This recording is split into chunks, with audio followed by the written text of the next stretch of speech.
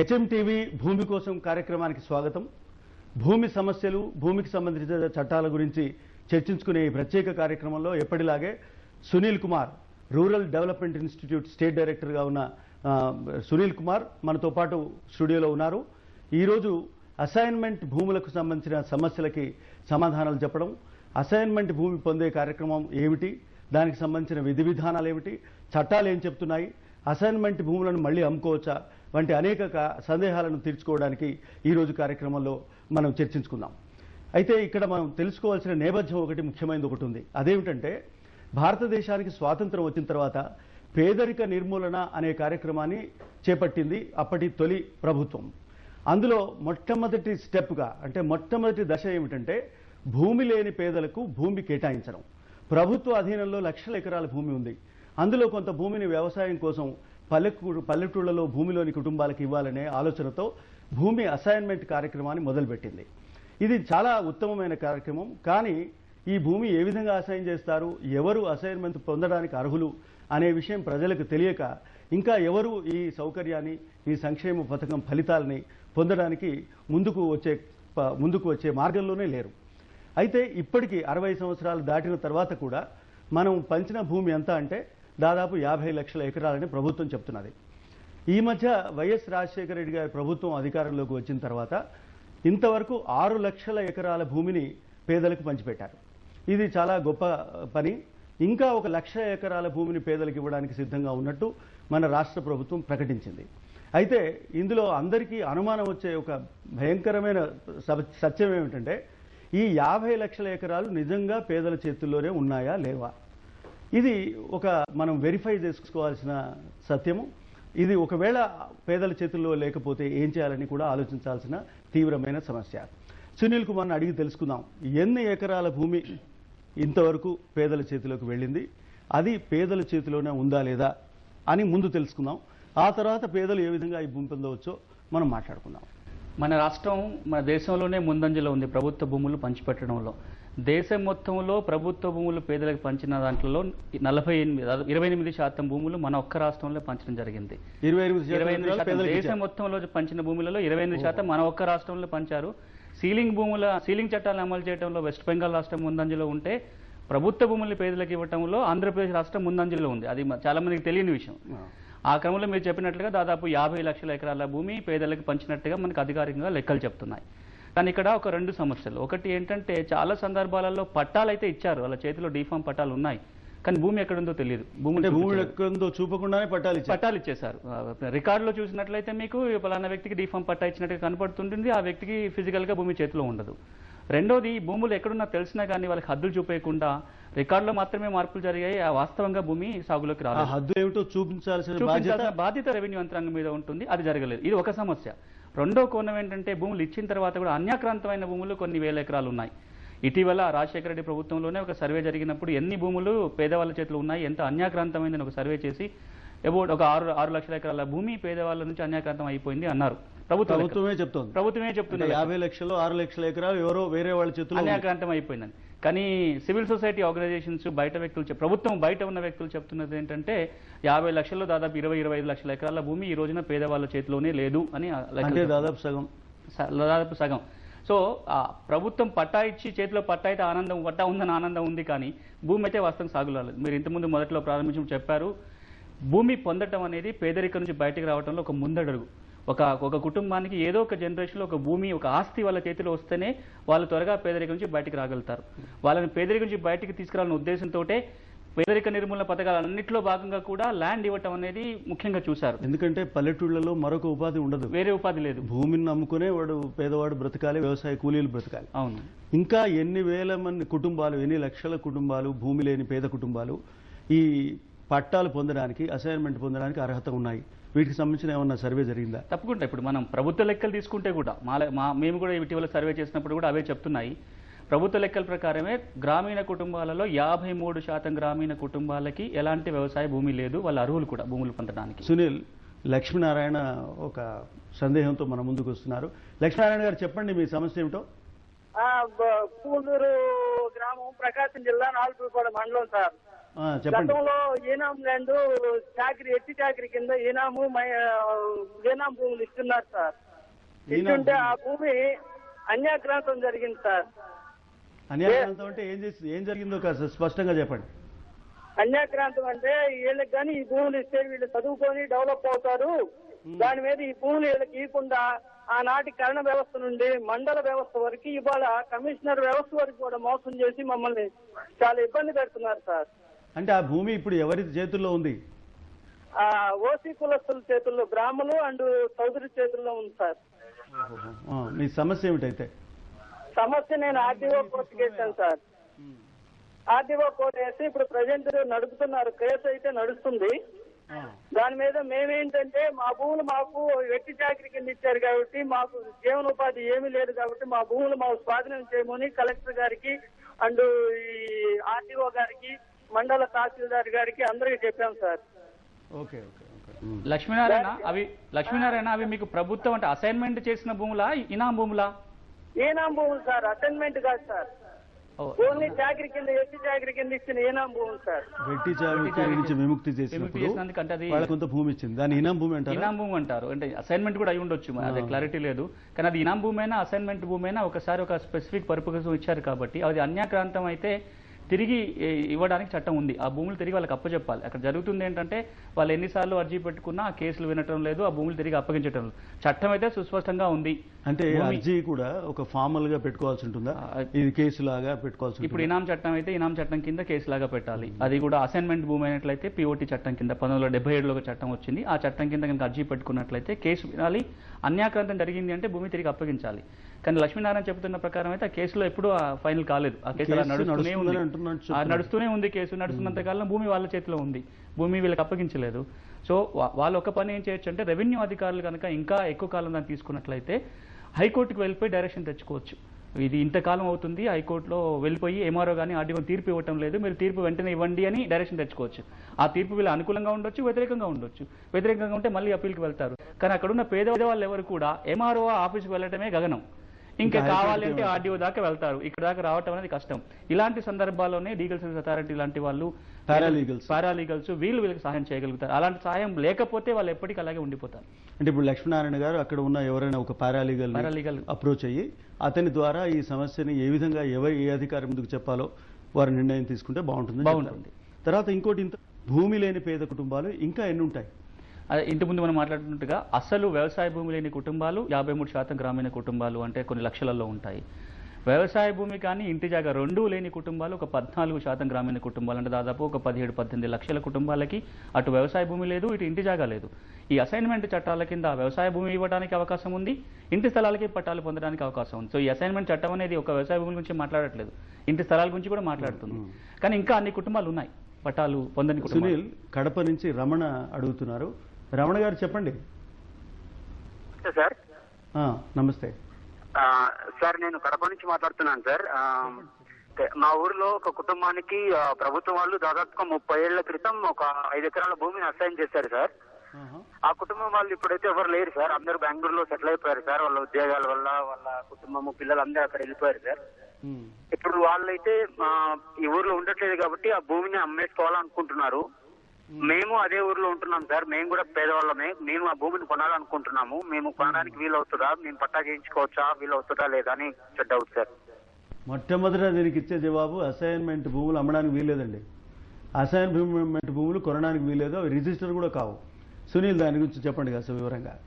POT చట్టం చాలా clear గా ఉంది. అసైన్మెంట్ భూములని ఎట్టి పరిస్థితుల్లో అన్యాక్రాంతం చేయకూడదు, చేసినట్లయితే చట్ట ఉల్లంఘన అవుతుంది, ప్రభుత్వం భూములు తీసేసుకోండి. అన్యాక్రాంతం చేయడం అంటే అమ్మడం కానీ కౌలుకి ఇవ్వటం కానీ, భూమిని వాళ్ళు సొంతగా వ్యవసాయం చేసుకోవటం కాకుండా ఇంకే విధంగా వేరే వాళ్ళకి ఇచ్చినా సరే అది చెల్లదు. రెండో అంశము, వాళ్ళు భూమి లేని పేదవాళ్ళని పట్టాలు ఇచ్చారు, ఆ ఊరు వదిలేసి వేరే చోట ఉంటున్నారు కాబట్టి ఎంఆర్ఓ గారికి అధికారం ఉంది. ఆ భూమిని కనుక ఇప్పుడు సాగులో లేకపోతే దాన్ని రద్దు చేసుకుని ఇంకో పేదవాళ్ళకి ఇవ్వచ్చు.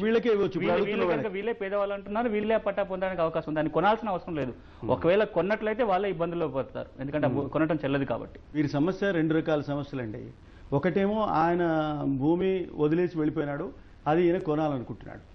రెండో సమస్య ఏమిటంటే ఇతనికి భూమి కావాలి, అదేం చేయాలో చెప్పండి. ఇప్పుడు ఒకటి అదే భూమి కావాలని కోరుకునటం వేరు, భూమి కావాలని అడగటం వేరు. తనకి కనుక అసైన్మెంట్ భూమి కావాలి అన్నట్లయితే ఒక దరఖాస్తు తహసీల్దార్కి, అది తెల్లకాగితం మీద దరఖాస్తు పెట్టవచ్చు. నేను భూమి లేని పేదవాన్ని, మా ఊళ్ళో పలానా భూమి ఉంది అని కూడా చెప్పొచ్చాను. అక్కడ ఒక భూమి ఉంది, అది నాకు ఇవ్వండి అని కూడా అడగొచ్చు. అడిగి తహసీల్దార్ కనుక దరఖాస్తు పెట్టుకున్నట్లయితే 3 నెలల లోపల అతనికి భూమి ఇవ్వటం కుదరదు అని చెప్పడం కానీ ఏదో ఒకటి జరుగుతుంది. 3 నెలల లోపల ఎంఆర్ఓ చేస్తారు. ప్రొసీజర్ ఏంటంటే, ఈ ప్రొసీజర్ మనం తెలుసుకునే అప్లికేషన్ ఇచ్చి ప్రొసీజర్ తెలుసుకునే ముందు ఒక చిన్న విరామం తీసుకుందాం. భూమి కోసం కార్యక్రమంలో ఇప్పుడు ఒక చిన్న విరామం, ఆ తర్వాత అసైన్మెంట్ భూమి పొందడం ఎలా అనే అంశం గురించి మాట్లాడుకుందాం.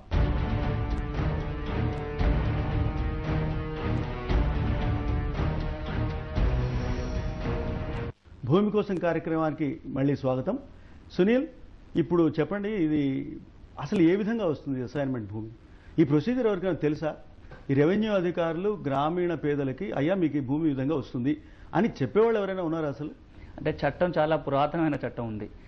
స్వాతంత్రం రాకముందు కూడా రెవెన్యూ బోర్డు ఉన్నప్పుడు వాళ్ళు చేసిన చట్టాలు ఉన్నాయి. ప్రస్తుతం అసైన్మెంట్ భూములకు సంబంధించి ఒక 2 ప్రభుత్వ ఉత్తర్వులు ఉన్నాయి.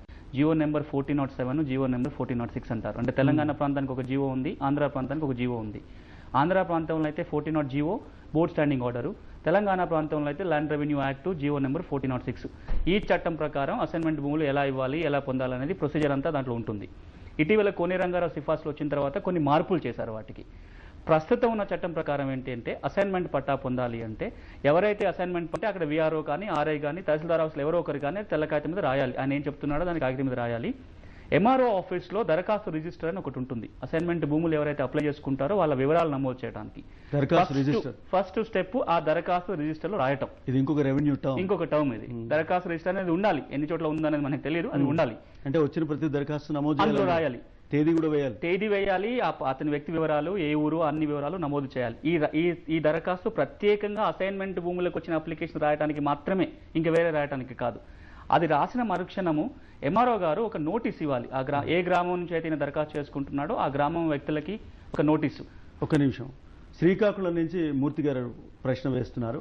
మూర్తి గారు చెప్పండి మీ సమస్య. సార్, నాకు అసైన్మెంట్ ల్యాండ్ నాకు ప్రభుత్వం వారు ఇచ్చారు సార్.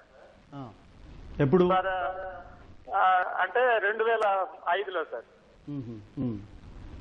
సార్ అది నేను సాగు చేసుకుంటున్న భూమికి అసైన్మెంట్ చేశారు సార్. కానీ నాకు అది విస్తీర్ణము అనేది నాకు ఇచ్చే పట్టాల్లో తక్కువ ఉంది సార్, సాగులో ఎక్కువ ఉంది సార్. దానికి నిజంగా ఎక్కువ ఉంది. శివాజీ జమాదార్ సార్. అవును సార్. చెప్పండి, దానికి ఏ విధంగా నేను అర్జీ పెట్టుకోవాలనేది మీరు చెప్తారని కోరుతున్నాను సార్. సునీల్, ఇప్పుడు శివాజీ జమేదార్ అంటే ఏమిటో చెప్పాలి, ఈ అప్లికేషన్ ఏ విధంగా పెట్టుకోవాలో కూడా చెప్పాలి. ఇప్పుడు మనం ఎలాగ ఆ ప్రాసెస్ మాట్లాడుకుంటున్నాం, ఆ ప్రాసెస్ లో ఆయన ప్రశ్న కూడా సమాధానం వస్తుంది. ఇలా దరఖాస్తు పెట్టుకున్న తర్వాత ఆ దరఖాస్తు లిస్ట్ లో ఎంట్రీ అయిపోయిన తర్వాత ఎంఆర్ఓ గారు A1 నోటీస్ అని ఇస్తారు. A1 నోటీస్ అంటారు. అదేంటంటే ఊళ్ళో వాళ్ళని తెలియపరచడం, పలానా ఆయన పలానా భూమి కోసం దరఖాస్తు పెట్టుకున్నారు, మీకు ఏమైనా అభ్యంతరాలు ఉన్నాయా? అంటే చాలా మంచి నోటీస్ ఏమో. స్కూల్ బిల్డింగ్ లో, పంచాయతీ ఆఫీస్ లో, భూమి దగ్గర ఎక్కడెక్కడైతే జనాలు చూడడానికి అవకాశం ఉందో అక్కడ పెట్టాలి. అది పెట్టిన 15 రోజుల తర్వాత మండల్ రెవెన్యూ ఇన్స్పెక్టర్ గ్రామానికి వెళ్లి, ఊళ్ళలో ఇవన్నీ ఎవరు చదువుతారు?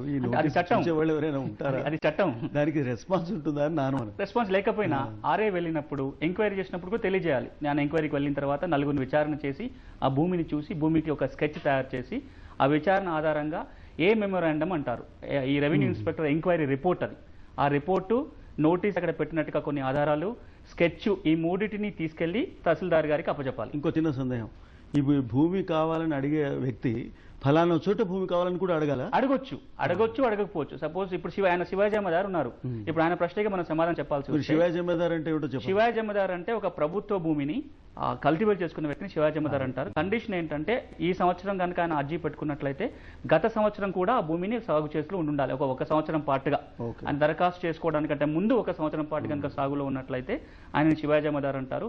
ఆయనకి మొదటి ప్రిఫరెన్స్ వస్తుంది ఆ భూమికి పట్టా పొందడానికి, ఎందుకంటే ఆయన ఆల్రెడీ సాగులో ఉన్నాడు. ఇప్పుడు మన ఈ కాలర్ చెప్పిన ఒక ప్రశ్న అడిగిన ప్రశ్న ఏంటంటే, ఆయన సాగులో ఉన్నాడు, పట్టాకి అర్జీ పెట్టుకున్నాడు, కానీ ఆయన అర్జీ పెట్టుకున్న కొంత భూమికే పట్టా వచ్చింది, మిగతా భూమికి పట్టా రాలేదు. కాబట్టి మళ్ళీ మిగతా భూమికి కూడా అర్జీ చేసుకోవచ్చు. ఆయన సాగులోనే ఉన్నాడు, ఇంకో పట్టా తీసుకోవాలి. అదే పట్టాలో ఇంకొక ఎంట్రీ చేస్తారు. కొత్త పట్టా ఇవ్వకుండా అదే పట్టాలో ఒక ఎంట్రీ చేస్తారు. ఆయన అర్హుడే కదా. భూమి లేని పేదవాళ్ళని ఎవరంటారంటే అసలు భూమి లేని వాడని అయి ఉండాలి, లేదా భూమి ఉన్నట్లయితే 2.5 ఎకరాల తరి భూమి కంటే తక్కువ ఉండాలి, అంటే వెట్ ల్యాండ్, లేదా 5 ఎకరాల డ్రై ల్యాండ్ కంటే తక్కువ ఉండాలి.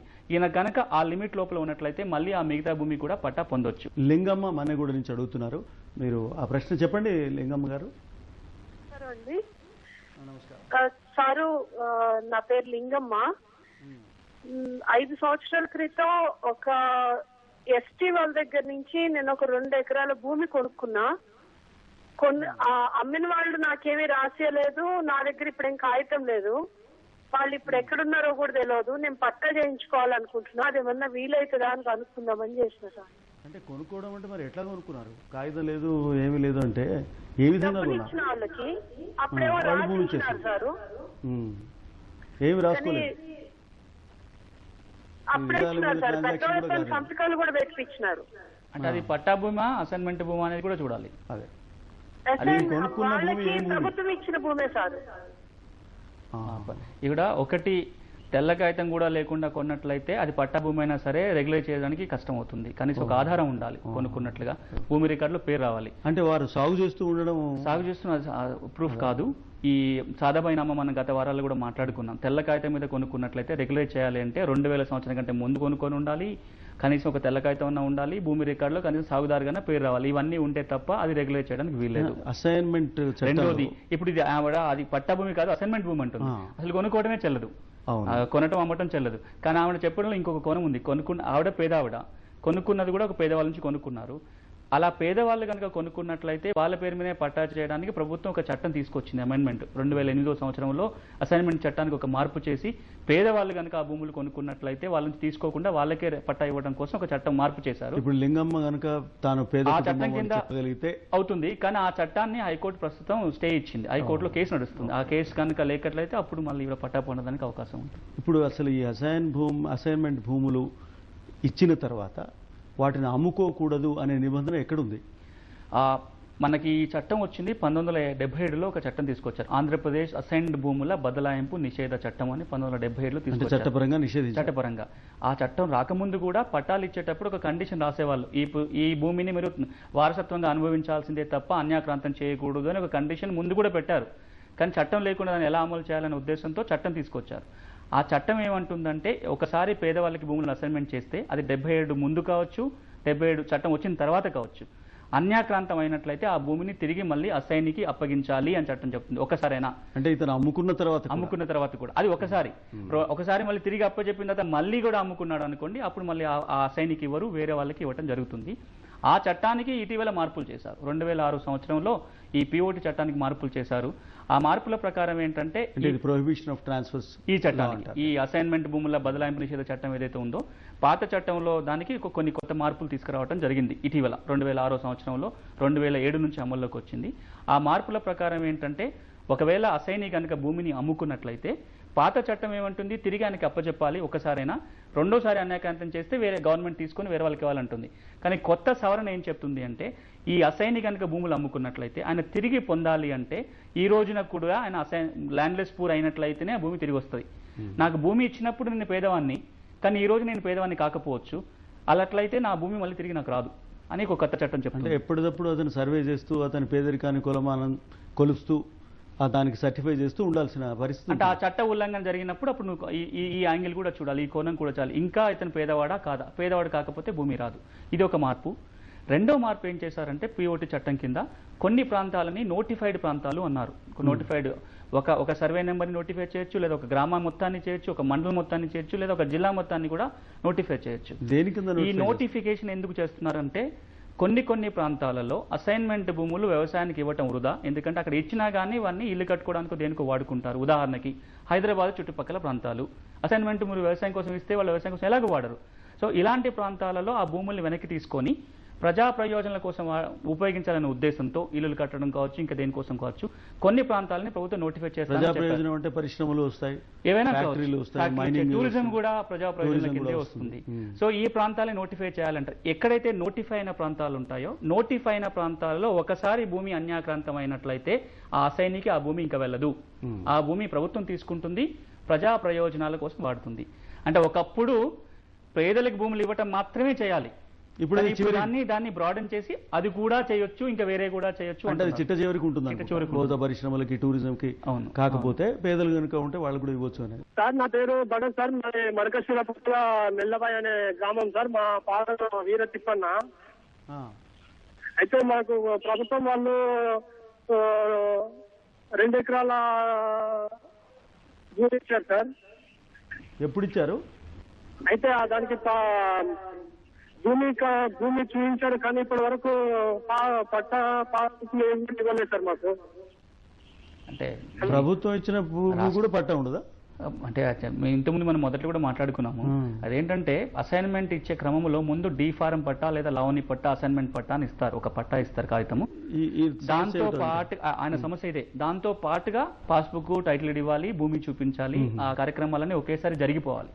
కానీ ఇక్కడ ఆయన చెప్తున్న సమస్య ఏంటంటే ఆయనకు డి ఫామ్ పట్టా వచ్చింది, అసైన్మెంట్ పట్టా చేతిలో వచ్చింది, కానీ పాస్ పుస్తకాలు, టైటిల్ ఇంకా ఏ కాగితాలు ఇవ్వలేదు. ఆయన భూమి సాగులో ఉన్నారో లేదో చెప్పలేదు. ఇప్పుడు ఈ డీఫామ్ పట్టానే లవోని పట్టా అంటే ఒక్కొక్క ప్రాంతానికి ఒక రక పేరుతో పిలుస్తారు. డీఫామ్ పట్టా ఎందుకంటారంటే ఆ ఫామ్ డీలో పట్టా ఇస్తారు కాబట్టి డీఫామ్ పట్టా అంటారు. కొన్ని చోట్ల దరఖాస్తు పట్టా అంటారు, ఎందుకంటే దరఖాస్తు చేసుకుంటే వచ్చే పట్టా కాబట్టి దరఖాస్తు పట్టా.